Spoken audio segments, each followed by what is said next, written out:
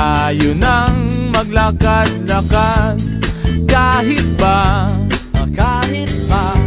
walang laman ating bulsa. Basta magkasama tayong dalawa.